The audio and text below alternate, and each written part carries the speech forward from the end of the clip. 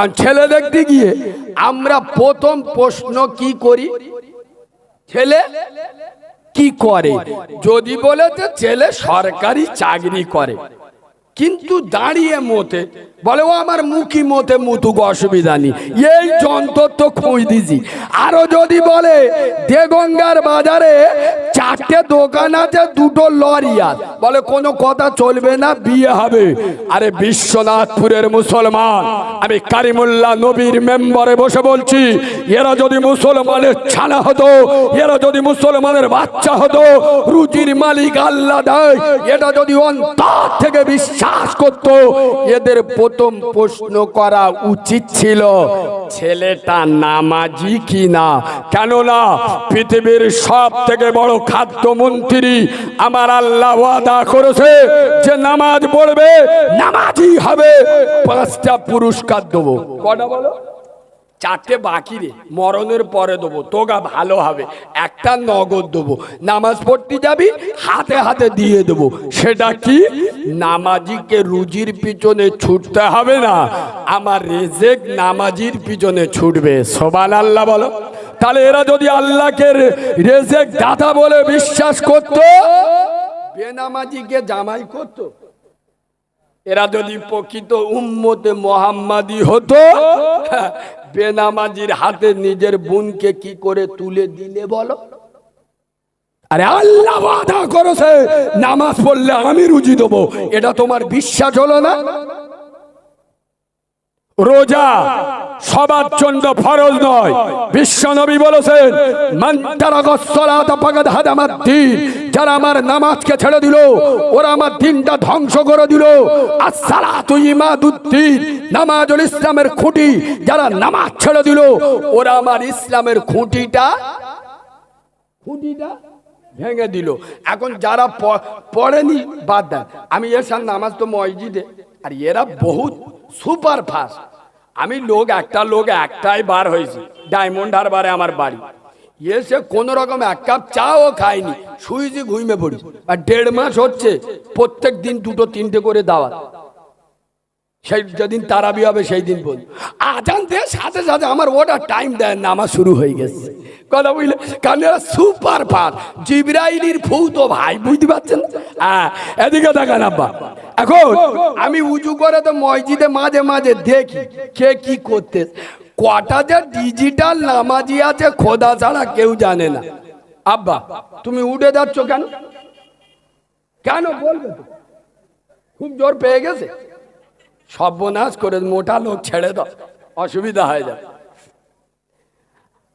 আব্বা এদিকে দেখেন, এখন কিছু কিছু যন্ত্র আছে দেখবেন, এই বাবু আমি তো মসজিদে মাঝে মাঝে দেখি নিয়ত বেঁধে পাকার দিক থেকে এই দিক থেকে থাকে কেন? তার মানে পাকাটা ধুল পড়ে যে দেখতে। এই বাবু কিছু কিছু মাল আছে দেখবেন বিড়ি খেয়ে মসজিদে যায়। আরে হ্যাঁ, না না, কাঁচা পেঁয়াজ খেয়ে মসজিদে যাওয়া যায়? কথা বলে না।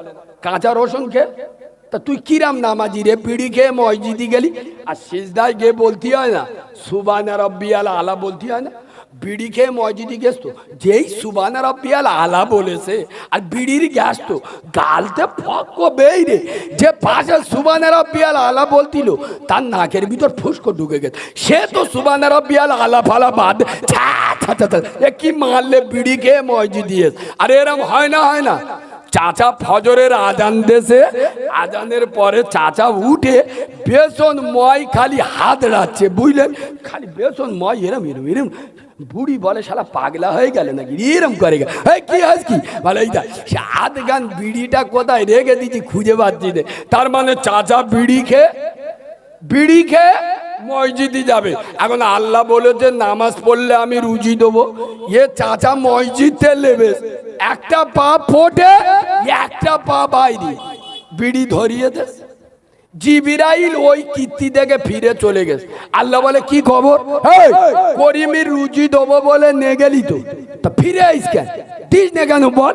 বলে ও আল্লাহ ওর কি করে দেবো, সে আমার যাওয়ার আগে তো মাল মুখি আগুন দিয়ে দিয়েছে। মুখি কি দেছে? আগুন দিয়ে দিয়েছে। আব্বা ভালো করে শুনুন, নামাজি হন, নামাজির মতো নামাজি হন। রাসূলুল্লাহ বলেছেন, বুখারীর হাদিস, সল্লু কামা রাআইতুমুনি উসাল্লি, নামাজ ওইভাবে পড়ো যেইভাবে আমি রাসূলুল্লাহ আমাকে পড়তে দেখেছো। আগিয়ে চলে। রোজা সবার জন্য ফরজ নয়, হজ সবার জন্য ফরজ নয়, যাকাত সবার জন্য। আচ্ছা, আমি যাকাতের যে নোকটাটা তুলবো বললাম, একটু তুলে দিই। যাকাত দেওয়াটা হলো ফরজ। কি বলো আব্বা? কি বলো? ফরজ। কোরআন শরীফে যত জায়গায় নামাজের কথা এসছে, তত জায়গায় যাকাতের কথা। আচ্ছা, যাকাত জীবনে কবার দিতে হয়? জীবনে নয়, প্রতি বছরে একবার। তবে আমাদের ভিতরে একটা ভুল ধারণা আছে যে যাকাত রোজার সময় দিতে হয়।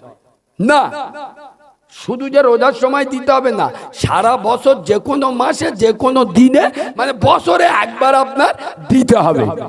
রোজার সময় আলেম উলামারা কেন বলে দেয়, এখন আপনি একটা সুবহানাল্লাহ পড়বেন, একটা নেকি পাবেন। আর রমজান মাসে একটা সুবহানাল্লাহ বলবেন, কিয়ামতের দিন গিয়ে দেখবেন 70টা। ও আল্লাহ, সেই রমজান মাসের 3টে রোজার দিন, বুধবার বিলে বেলা 3টের সময় আমি তো একবার সুবহানাল্লাহ বলেছি, আর একে 70টা লেখা আছে। আল্লাহ বলে, বুঝতে পারি না, তুই একবার সুবহানাল্লাহ বলেছি। রমজান মাস হলো আমার হাইব্রিড মাস, আমার পবিত্র মাস। তুই একবার সুবহানাল্লাহ বলেছি, আমি আল্লাহ 69টা জমা করে দিই। সুবহানাল্লাহ বলে। ওই জন্য আলেম উলামারা বলে, ভালো কাজ ভালো মাসে করো, বাট আপনি সারা বছর যে কোনো দিনে দিতে পারেন। আমার প্রশ্ন অধিক নয়, আমি যে নোকতাটা তুলতে যাচ্ছি, যাকাত কার উপরে ফরজ? ভালো করে শোনেন, যে মালিকের নেশাব হবে। মালিকের নেশাব কার বলা হয়? যে মানুষটা সারা বছর খেয়ে দিয়ে 40 থেকে 45 হাজার টাকা বাঁচবে, তার উপরে যাকাত ফরজ। কত টাকা? 100 টাকায় 2.5 টাকা, 1000-এ 25 টাকা, 1 লাখ টাকায় 2,500 টাকা। হে বিশ্বনাথপুরের মুসলমান, জবাব দাও, আমরা যাকাত পঙ্কানু ভাবে দিই? জোরে বলেন, দিই? আরে কিছু কিছু যন্ত্র আছে তো টোটালি যাকাত দেয় না। আচ্ছা ভেবে বলুন, ও যে যাকাত দিল না, আল্লাহ কি ওর যাকাতটা মাফ করে দিল, না ওর ঘাড়ের ওপরে চেপে থাকলো? কথা বুঝতে পারেনি? যাকাত যে আপনি দিলেন না, আল্লাহ কি আপনার মাফ করে দিল, না আপনার ঘাড়ের ওপর চেপে আছে? চেপে আছে। এবার কুরবানির ঈদ চলে এলো, বগরা ঈদ। ছেলেরা ধরে, আব্বা কুরবানি দেবে না, আব্বা কুরবানি দেবে না? বলে, দেবো মানে কি রে? এমন মাল নিয়ে আসবো, গ্রামের লোক দেখবে আর জ্বলবে, লুচির মতো ফুলবে। 80,000 টাকা দিয়ে গরু এনে চাচা যখন গ্রামে ঢোকাচ্ছে, চাচার এক হাতে সিগারেট আর এক হাতে খালি জামার কোলা দিয়ে এরাম করতে, তার মানে গ্রামের লোকে দেখাচ্ছে কি যন্ত্র খালি গ্রামে আনতিছি দেখেলে। আপা, আমার প্রশ্ন এই জায়গায়, ও যে যাকাত দিল না, আল্লাহ ওর যাকাতটা মাফ করে দিল, না ওর ঘাড়ের ওপরে চেপে আছে? জোরে বলুন, চেপে আছে। আর বগরা ঈদের সময় 80,000 টাকার গরু এনে কুরবানি দিল। মুসলমানের ছেলে, বুঝে উত্তর দাও, যাকাতের টাকায় কুরবানি দেওয়া হলো নি তো? বাবু আমি কি বলছি আপনারা বুঝতে পারেননি নাকি? ও যে যাকাত দিল না, তা যাকাতরা কি আল্লাহ ওর মাফ করতেছে? যে তুই ফকির, তোর বাপ ফকির, তোর 14 গোষ্ঠী ফকির, তুই ফকিরের বাচ্চা ফকির, আমি আল্লাহ তোর মাফ করে দিলুম? আল্লাহ ওর মাফ করেছে, তাহলে ওর কি হয়েছে? ঘাড়ের ওপর চেপে আছে। তাহলে যাকাতের টাকা তো ওর ভিতরে আছে। আর কুরবানির সময় 80,000 টাকার গরু এনে কুরবানি দিচ্ছে, যাকাতের টাকায় কুরবানি দেওয়া হলো নি তো? এগোনে বলতে না, এই আদলা ইটির বাড়ি ঝাল দিতে হবে, বুঝতে পারি। আরে ও যে বছরে তো একবার জাকাত দিতে হয়, প্রতি বছর একবার জাকাত দিতে হবে, একবার বছরে একবার। আচ্ছা বলো, জাকাত দেওয়া ফরজ, কুরবানি দেওয়া ওয়াজিব। ওয়াজিব বড় না ফরজ বড়? ফরজ বড়। সেই আল্লাহর ফরজকে তুমি মানলে না, তার তোমার ওই টাকাটা তো এর ভিতরে আছে। তা ওই টাকা নিয়ে কুরবানি দিলে জাকাতের টাকায় কুরবানি দিল না তো, ওই গরুর গোশত মুসলমানদের খাওয়া যাবে তো? এই কথাগুলো বলি বলে আমি কারিমুল্লাহ খারাপ, এগুলো তো রোগের ওষুধ। এ তো মুসলমানের ছানা খাবার সময় হালাল হারাম বোঝে না, খালি লিয়াই লিয়াই লিয়াই। খাওয়া দেখলি বোঝা যাবে আজরাইলির ভূত ভাই। আয় আব্বা, দুটো পায়ে ধরে বলে যাচ্ছি, জাকাত সবার জন্য ফরজ নয়, রোজা সবার জন্য ফরজ নয়, হজ সবার জন্য ফরজ নয়, নামাজ, জোরে বলুন, নামাজ সবার জন্য ফরজ। রাসূলুল্লাহ পৃথিবী ছেড়ে চলে যাচ্ছেন, আর বিশ্বনাথপুরের মুসলমানদের ইশারা করে যাচ্ছেন, হে বাংলা তথা ভারতের মুসলমানেরা, হে পৃথিবীর উম্মতে মুহাম্মাদিরা, আমি রাসূলুল্লাহ পৃথিবী ছেড়ে চলে যাচ্ছি, তবে তোদেরকে এতিম করে যাচ্ছি না রে। আমি নবী, আমি রাসূলুল্লাহ, আমি স্বার্থপর নই রে। আমি রাসূল তোদের হাতে জান্নাতের চাবি দিয়ে যাচ্ছি। আসসালাতুল মিফতাহুল জান্নাহ। আমার বিশ্বনাথপুরের যুবক জওয়ানেরা, আমার বিশ্বনাথপুরের তরুণ নবীনেরা, আমার বিশ্বনাথপুরে বয়স্ক বাবাজিরা, আমার বিশ্বনাথপুরের সোনামণি মা বোনেরা, এরা যখন আল্লাহর নামাজে দাঁড়িয়ে যাবে, খোদার বেহেশতের তালাটা খুলে যাবে। সুবহানাল্লাহ বলেন। আয় আব্বা, নামাজের কথা বলছি তো, দুটো পায়ে ধরে বলে যাচ্ছি, সামনে রমজান মাস আসছে। নামাজ এমন একটা জিনিস, রাসূলুল্লাহ বলেছেন, আস-সালাতু খায়রুম মাওযুইন, মানুষের শরীরে যত ইবাদত আছে, সর্বশ্রেষ্ঠ ইবাদতের নাম হলো নামাজ। বিশ্বাস করুন। আয় আব্বা, আমি আপনাদেরকে সারা জীবন নামাজের কথা বলতে আসিনি, তার জন্য আপনারা মাইনে দিয়ে ইমাম সাহেব রেখেছেন। আমি আপনাদের বলে যাব, 41 দিন নামাজ পড়ুন। তবে ওই 41 দিন কিরাম পড়বেন? বাপ মরে গেছ নামাজ ছাড়বেন না, মা মারা গেছে নামাজ ছাড়বেন না, ছেলে মারা গেছে নামাজ ছাড়বেন না, কেউ বন্দুক ধরে যে গুলি করে দেবো নামাজ ছাড়বেন না। কসম খোদা, এই রকম নামাজ 41 দিন পরে পড়ে 41 দিন পরে আপনি নামাজ ছেড়ে দেবেন, নামাজ আপনাকে ছেড়ে দেবে না।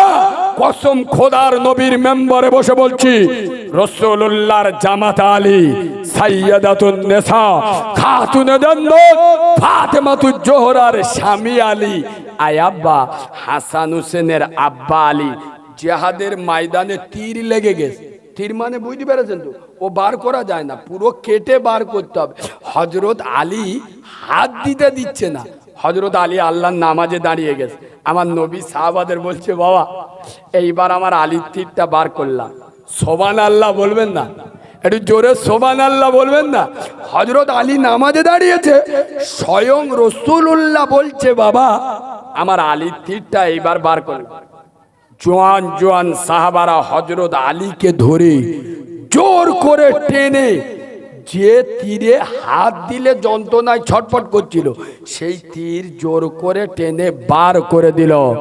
কসম খোদার, হযরত আলী একবারের জন্য সাড়া পায়নি। সুবহানাল্লাহ বলে। হযরত আলী সালাম ফিরিয়ে দেখতে সাহাবারা বসে। হযরত আলী বলছে, ভাই আমার তীর বার করতে এসছো, হাত দিও না, আমার যন্ত্রণা করছে। লোক অবাক, আলী তুমি ধন্য, তোমার নামাজ ধন্য। আমি বিশ্বনাথপুরের মুসলমানদের বলে যাই, নামাজ এইভাবে পড়ুন। আল্লাহ রাজি করুন। আরে আল্লাহ রাজি হলে গোটা দুনিয়া আপনার গোলাম হয়ে যাবে। কেন মুসলমানেরা মসজিদে যায় না? নবী তার উম্মতকে রেখে গেছে খোদার ঘরে মসজিদে, কিন্তু আজ উম্মত মসজিদ মুখ। এই দেখেন তিনটে পাখি পূব দিক দিয়ে পশ্চিম দিকে যাচ্ছে। এখন সামনের পাখি যেদিকে যায়, মাঝখানের পাখি সেদিকে যায়, পিছনের পাখি সেদিকে যায়। এখন মাঝখানের পাখিটা যদি মনে মনে করে যে সামনের পাখিটা ও দাদা এসে নাকি, আমার ওর পিছনে পিছনে ছুটতে হবে, ও যদি মুখটা ঘুরিয়ে নেয় পিছনের পাখির সঙ্গে, জোরে বলুন, ধাক্কা লাগবে না? আজ বিশ্বনাথপুরের জুমা মসজিদে একবার দুবার নয়, দিনে 5 বার আল্লাহর পাখি, কোরআনের পাখি, রসুলের পাখি, সাহাবাদের পাখি, আজানের পাখি, তৌহিদের পাখি, ইনসাফের পাখি, সত্যের পাখি, কামিয়াবের পাখি দিনে 5 বার ডাকে, হাইয়া আলাস সালাহ, এদিকে চলে আয়, এই দিকে মুখ করে আয়, হাইয়া আলাল ফালাহ, তোদের কামিয়াবি, তোদের সাফল্য এখানে। আমরা হলাম মাঝগানের পাখি। আমরা যেই আজান থেকে মুখ ঘুরিয়ে নিচ্ছি, দুনিয়ার সঙ্গে অ্যাক্সিডেন্ট হচ্ছে। যোগী আদিত্যনাথ মুগুরনে মাথায় ঝাড়তেছে। কথা বুঝতে পারছেন না? পাচ্ছেন না? আমরা মাঝগানের পাখি। আজান থেকে যখন মুখ ঘুরিয়ে নিচ্ছি, দুনিয়ার সঙ্গে সংঘর্ষ হচ্ছে। আমার সোনার আব্বা দুটো পায়ে ধরে বলে যাচ্ছি, বিশ্ব নবী আল্লাহর কাছে দোয়া করছে, আল্লাহ নবীর পরে নবী এসছে, উম্মত যখন পথভ্রষ্ট হয়েছে, উম্মত যখন পথের দিশা হারিয়ে ফেলেছে, অন্য নবী এসে উম্মতকে সামলে নিয়েছে। আল্লাহ আমি তো শেষ নবী, আমার উম্মত যখন দিশাহীন হয়ে পড়বে, এদেরকে কে সামলে নেবে? আমার আল্লাহ ওয়াদা করলেন, ওরে আমার মুস্তফা, আমি আল্লাহ কথা দিচ্ছি, তোমার উম্মত যখন পথভ্রষ্ট হবে, আমি আল্লাহ ওদের দায়িত্ব নেব। আমি আল্লাহ কথা দিচ্ছি, তোমার উম্মতে মুহাম্মাদিকে আমি দেখব। শর্ত একটা, ওরা যেন দিনে 5 বার আমার ঘরে আসে। কোথায় আসে? জোরে বলুন, কোথায়? মসজিদে। কিন্তু মুসলমান 3 তালা 4 তালা। এই দেখেন পশ্চিম বাংলায় যা মসজিদ আছে, আর মসজিদ না করলে হবে। আপনাদের মসজিদে আমি ঢুকে দেখছি জান্নাত। আল্লাহ আপনাদের ভালো করুক, এলাকার মানুষ ভালো। মসজিদ দেখলে কলজে ঠান্ডা হয়ে যাবে। তবে একটা জিনিস পায়ে ধরে বলে যাব, আয় আব্বা, আপনার ছেলের বিয়ে দিয়েছেন, বিয়ে দেবেন, 100 বরযাত্রী যাবেন, মেয়ের বাপ স্পেশাল করে রান্না বান্না করে। বর যদি না যায়, শুধু বরযাত্রীরা গিয়ে যদি কাঁসর ভর্তি গো খায়, মেয়ের বাপ আদলা ইটির বাড়ি মাথা ফেটিয়ে দিবিনি। আর কথা বলে না এরা। বর যদি না যায়, শুধু বরযাত্রী যায়, চুমো খাবে। তা মসজিদ করেছেন 3 তালা, মসজিদ করেছেন পাথর বসিয়ে, মসজিদে এসি লাগিয়েছেন, নামাজ কে পড়বে? আমাদের খালু আব্বা? বাপ কবরতে উঠে এসে পড়বে? এই বাবু, উত্তর 24 পরগনায় যত আলেম আছে, আমি সমস্ত আলেমদের পায়ের জুতো মাথায় রাখি, এবং সমস্ত আলেমদের পায়ের জুতোর ধুলো আমি চোখের শর্মা বলে মনে করি। তারপরেও আমি কারিমুল্লাহ বলছি, যারা মসজিদ 3 তালা 4 তালা করে, আরে এই মসজিদ গহীন রাতে বিশ্বনাথপুরের মুসলমান যখন গভীর ঘুমে আচ্ছন্ন, এই মসজিদ আল্লাহর বিশ্ব আদালতে বিশ্বনাথপুরের মুসলমানদের বিরুদ্ধে, বিশ্বনাথপুরের মুসলমানদের বিপক্ষে আল্লাহর বিশ্ব আদালতে মামলা দায়ের করে। হে আল্লাহ, বিশ্বনাথপুরের মুসলমানের যুবক জওয়ানেরা, বিশ্বনাথপুরের মুসলমান ছেলেমেয়েরা, এরা আমাকে সুন্দর করে তৈরি করেছে, পাথর বসিয়েছে, এসি লাগিয়েছে, চকচকে মসজিদ করেছে, কিন্তু আল্লাহ আমার যেটা মেন খোরাকি, যার দ্বারাই আমার ক্ষুধা নিবারণ হবে, সেটা হলো নামাজি। আল্লাহ এরা মসজিদে আসে না, এরা নামাজ পড়ে না, আল্লাহ তুমি এদের ব্যবস্থা করো। মসজিদ বদদোয়া করে, তাই তো আল্লাহর আযাব গজব আমাদের উপরে এসে পড়ে। শোনেন আব্বা, এদিকে দেখেন, শুধু কি হচ্ছে? এই বাবা, কি হচ্ছে?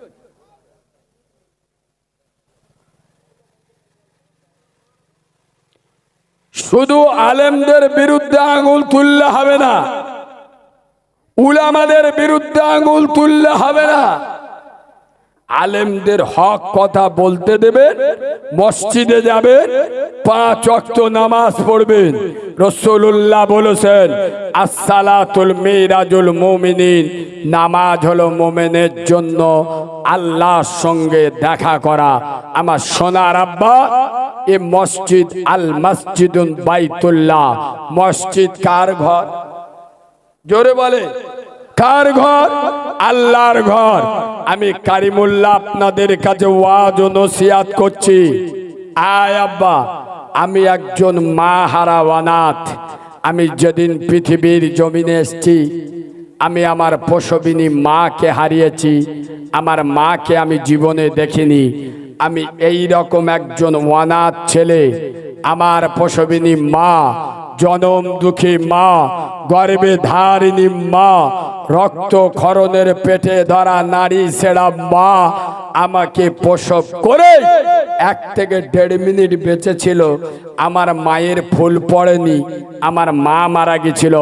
কসম খোদার করে আমি কারিমুল্লাহ বলি, এখানে যারা বসে জলসা শুনছ, আল্লাহর নবী বলেছেন, সারা বাংলা নয়, সারা ভারতবর্ষ নয়, সারা পৃথিবীর জমিনে যত ভাষা আছে, যত ওয়ার্ড আছে, যত শব্দ আছে, যত সেন্টেন্স আছে, যত বাক্য আছে, যত ডিকশনারি আছে, সমস্ত ওয়ার্ড, সমস্ত শব্দ, সমস্ত ভাষা, সমস্ত বাক্য যদি একটা পাল্লায় রাখা হয়, আর এই যে ছোট্ট ভাষা মা, এই মায়ের ভাষাটা যদি অপর পাল্লায় রাখা হয়, আমি আব্দুল্লাহর বাবা মোহাম্মদ জানিয়ে দিলাম, গোটা দুনিয়ার ভাষার চাইতে মায়ের ভাষার পাল্লাটা ভারী হবে। সুবহানাল্লাহ বলে।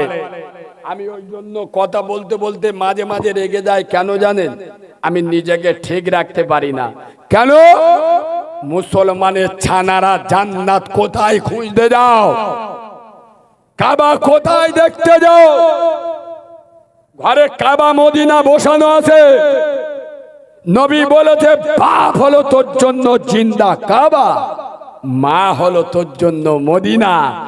এই রকম বাপকে ধরে যারা ধাক্কা দেয়, যারা প্রসবিনী মায়ের গায়ে হাত তোলে, আমি কারিমুল্লাহ আই দিস চ্যালেঞ্জ, ও 40 বার হজ করো, 4000 বার আজমিরে যাক, 4 কোটি বার ফুরফুরায় যাক, আর বসিরার আল্লামা রুহুল আমিন হুজুরের মাজারে যদি চিৎপাত হয়ে শুয়ে থাকে, আমি কারিমুল্লাহ তারপরেও বলছি, আল্লাহর গজবের জাহান্নাম ওর জন্য অজীব হয়ে আছে। মার বয়স হয়ে গেছে, 50 বছর পার হয়ে গেছে, খিদে লেগেছে, বেলা 3টে বেজে গেছে, মা 2টো ভাত খাবে, ওর বউয়ের পোঁদের দিক তেকিয়ে থাকতে হবে, কখন 2টো ভাত দেবে খাবে। তোর মতো মোচর মানে ছানা তো ইঁদুর মোরা বিষ খাওয়া উচিত রে। ইঁদুর মোরা যদি না পাস, অন্তত ছুঁচো মোরা খেয়ে মর। হ্যাঁ আপা, যখন আমি আপনি ছোট ছিলাম, যখন কথা বলতে পারতাম না, আমি কেঁদে উঠিস। এই বাবু, আমার মা বুঝতে পেরেছে এই কান্নাটা পেট কামড়ানোর কান্না। ফের কেঁদেছি, মা বুঝতে পেরেছে ওর খিদে লেগেছে, ফের কেঁদেছি, মা বুঝতে পেরেছে এটা পেশাব ফিরেজ বলে কাঁদতে। আর কথা সত্য না মিথ্যা? মা না বলা কথা বোঝে। তুমি যেদিন কথা বলতে পারতে না, তোমার না বলা কথা মা বুঝতে পারত, তোমার আঙুল ধরে মা হাঁটানো শেখালো। আর আজকের সেই মায়ের সঙ্গে কথা বলো না, বোর ভয়ে, মার ভাত দেয় না ওর বোর ভয়ে। তুই তো হিজড়েদের থেকে আরো খারাপ রে। এই হিজড়েরা তারা তো নিজের স্বাধীনতায় চলে, তুই তো হিজড়ের থেকে আরো খারাপ। তুই তো বড় হিজড়ে, বোর ভয়ে মায়ের সঙ্গে কথা বলে না, বলে না। এই সোনার আব্বা, আমি দুটো পায়ে ধরে বলে যাচ্ছি, যাদের বাম্মা মরে গেছে, যাদের বেঁচে আছে সম্পর্ক ভালো করো। আর আমি 24 পরগনার মাটিতে দাঁড়িয়ে বলে যাচ্ছি, যত হাফেজ, মাওলানা, কারি, মুফতি, মুহাদ্দিস, তাই নয়, সারা পৃথিবীতে যত পীর, ওলি, আউলিয়া, গর, কুতুব, আবদাল, ফকির, দরবেশ, আরো দেন, বড় পীর আব্দুল কাদের জিলানী, খাজা মঈনুদ্দিন চিশতি, আরো দেন, সাহাবা, সাহাবী, আপনার খোলাফায়ে রাশিদিন, সব একদিকে দেন, আরো দেন, নবী, রসুল, পয়গম্বর একদিকে, সব একদিকে হয়ে আপনার জন্য দোয়া করবে। আর এই বিশ্বনাথপুরের আপনার মা গরিব মেয়ে, ছেঁড়া শাড়ি পরে আছে, অশিক্ষিত, লেখাপড়া জানে না, আপনার জন্য বদদোয়া করবে। নবীর মেম্বরে বসে বলে যাচ্ছি, সমস্ত নবী, রসুল, সাহাবা, সাহাবী, পীর, পয়গম্বরের থেকে তোমার এই মূর্খ অজ্ঞ মায়ের বদদোয়া আল্লাহর দরবারে আগে কবুল হবে। কবে বুঝবে মুসলমানেরা? আজকের জলসার দিন মা কি খাচ্ছে খবর নেই। শালিয়া সাউরিয়েছে, গঙ্গাতে খাসির গোশ কিনে আনছে সাদা প্লাস্টিকি করে, মানে গ্রামের লোকের দেখাচ্ছে শিখেলে সাউরিয়েলি কিরাম খাওয়াতি হয় শিখেলে। তার মানে কি 10 কাঠা জায়গা ঝাড়বে তো। মা দুধ থেকে দেখছে ওর শাশুড়ি খাসির গোশত খাচ্ছে, আর মায়ের চোখ দিয়ে দুফোঁটা পানি ঝরছে, আর আল্লাহর কাছে বলে উঠছে, আল্লাহ, আমি যখন বিয়ে করি আমার 18 বছর বয়স, একটা 18 বছরের যুবতী মহিলা, তার গায়ে মশা মাছি বসলে রেগে যায়, কোন ছেলে খারাপ নজরে তাকালে রেগে যায়। আমি হাতে মুখে দিনে 8 বার 10 বার সামান দিতাম। আল্লাহ, ওর বাপের সঙ্গে যেদিন বিয়ে করি আমার সমস্ত বডিটা ওর বাপের জন্য ফ্রি করে দিলাম, যেমন খুশি তেমন ব্যবহার করলো। ও আল্লাহ, ও আমার প্রথম সন্তান।